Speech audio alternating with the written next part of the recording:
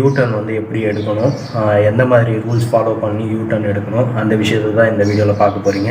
இந்த வீடியோ பிடிச்சிருந்தா லைக் பண்ணிக்கோங்க, நம்ம சேனலை சப்ஸ்கிரைப் பண்ணலாம் சப்ஸ்கிரைப் பண்ணிக்கோங்க. வாங்க வீடியோக்குள்ளார பார்க்கலாம்.